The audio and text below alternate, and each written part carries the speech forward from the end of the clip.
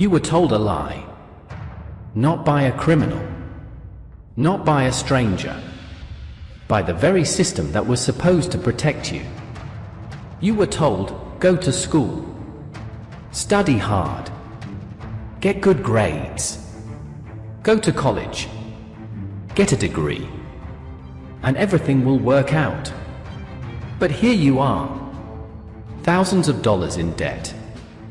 Working a job that has nothing to do with what you studied.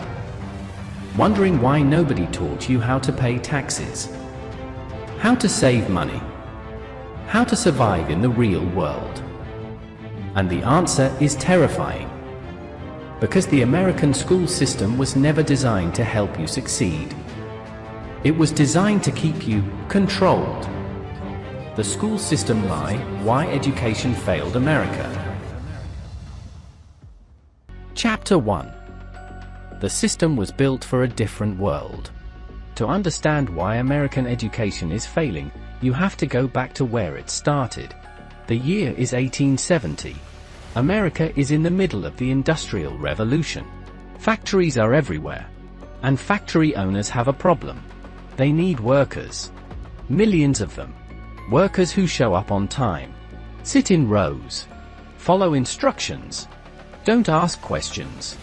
And do the same task, over and over, for hours. Sound familiar? Because that is exactly what the American school system was built to produce. Students sitting in rows, following a bell schedule, memorizing information, never questioning why. The model was designed by industrialists, not educators. And here is the most shocking part. That system, built in the 1870s for factory workers, is still being used today. In 2025, 150 years later, the world has changed completely. Technology has exploded. The economy is unrecognizable. Artificial intelligence is replacing entire industries. But the school bell still rings at the same time. Students still sit in the same rows. And they are still being prepared for a world that no longer exists. Chapter 2. The numbers don't lie. Let's talk about the facts. Because the numbers are devastating. In 2024, the National Assessment of Educational Progress released what they call the nation's report card. The results were described by education officials as, and I quote, heartbreaking.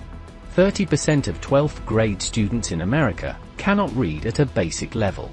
Nearly half of all high school seniors struggle with basic math. These are not students from the 1950s. These are students who just graduated, who just entered the workforce, who just started college. And they cannot read or do basic math. But wait, it gets worse. Since 1960, spending on education per student in America has increased by 350%. 350%. The government has spent nearly $200 billion in emergency education funding alone. And test scores are still at their lowest point in 30 years. So where is the money going? Not to the students. Not to the teachers. Into a bureaucratic system that has perfected the art of spending money without producing results. And what does America get in return?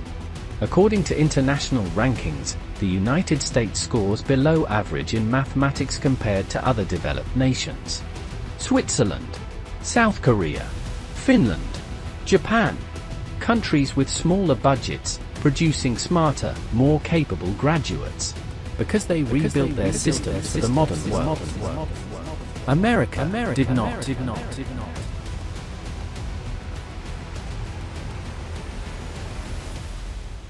Chapter 3. What they never taught you. Think about everything you learned in school. The mitochondria is the powerhouse of the cell. The square root of 144 is 12. How to diagram a sentence. The year Columbus sailed to America. Now think about what you were never taught. How to file your taxes.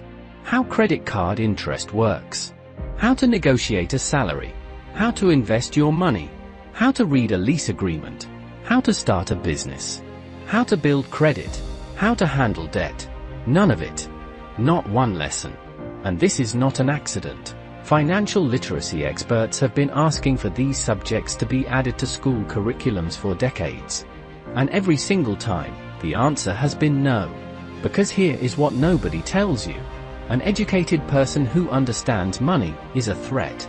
A person who knows how compound interest works won't take that credit card. A person who understands investment won't stay in a dead-end job for 40 years. A person who knows their rights won't be controlled. The system does not want you financially free. It wants you dependent, in debt, and working forever.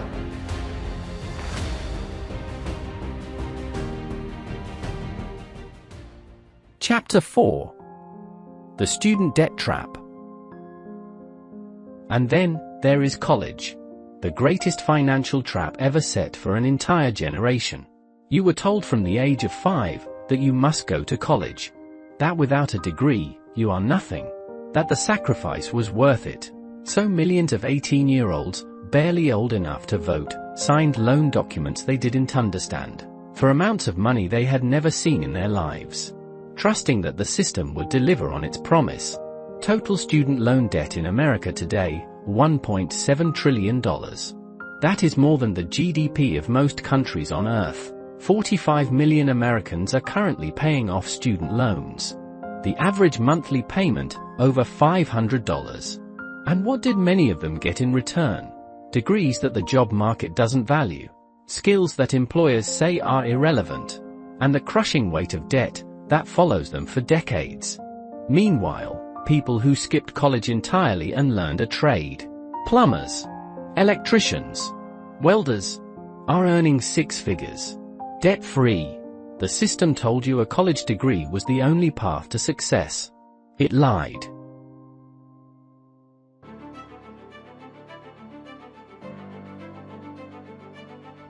Chapter 5.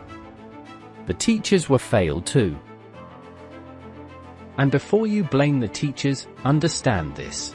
The teachers are victims too. In 2025, nearly 80% of American educators report frequent classroom disruptions that make teaching almost impossible. Teacher attrition is at record highs.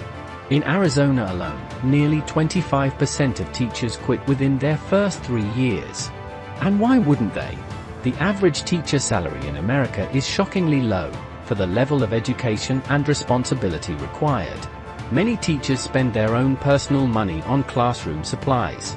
They manage classrooms of 30, 35, sometimes 40 students. They are expected to be educators, counselors, security guards, and social workers, all at once. And when the system fails, they are the ones who get blamed. Over 50% of teachers say that the overall state of American education has gotten worse in the past 5 years. 82% of teachers, the people inside the system, are telling you the system is broken. Are you listening?